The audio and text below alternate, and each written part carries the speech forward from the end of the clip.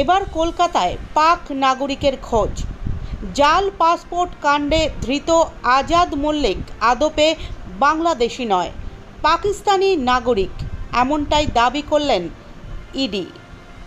আর এই ঘটনায় মঙ্গলবার বিকেল 5টা নাগাদ রীতিমতো চাঞ্চল্য ছড়িয়েছে বিরাটির বাঁকড়া এলাকায়।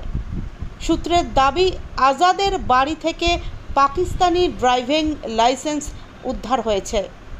উল্লেখ্য, আজাদ মল্লিক নিজেকে বাংলাদেশি হিসেবে পরিচয় দিত।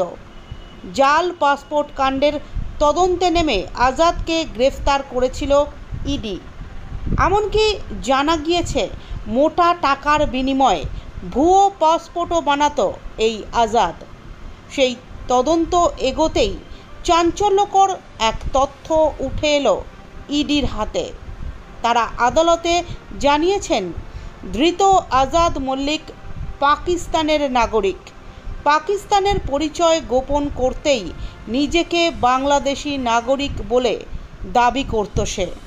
আজ কলকাতার ব্যাংশাল কোর্টে আজাদ হোসেনকে তোলা হলে তাকে আগামী 8ই মে পর্যন্ত ইডি কাস্টাডিতে থাকার অনুমতি দেন। প্রসঙ্গত, 2022 সালে এয়ারপোর্ট থানা আজাদ হোসেনকে পাসপোর্ট জালিয়াতি কাণ্ডে গ্রেফতার করেছিল। তখন আজাদ হোসেন বাংলাদেশি পরিচয়পত্র দেখিয়েছিলেন, কিন্তু তার তদন্ত চলতে তদন্তে আস্তে আস্তে উঠে আসে আজাদ হোসেন বাংলাদেশি নাগরিক নন। আজাদ হোসেন আসলে একজন পাকিস্তানি নাগরিক।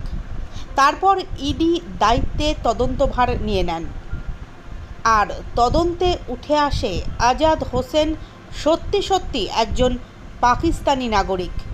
এদিন সন্ধ্যা 6:30 নাগাদ ব্যাংশাল কোর্টের বাইরে সংবাদ মাধ্যমের প্রশ্নের উত্তর রীতিমতো এড়িয়ে গেলেন আজাদ হোসেন।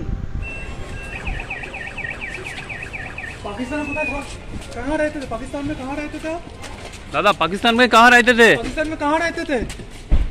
पाकिस्तान में कहाँ रहते थे? एक आदमी को पीछे जाना चाहिए। आजा। आजाद कहाँ रहते थे पाकिस्तान में? आजाद कहाँ रहते थे? आ जाओ जल्दी बैठो। दादा तो उस साइड में खूब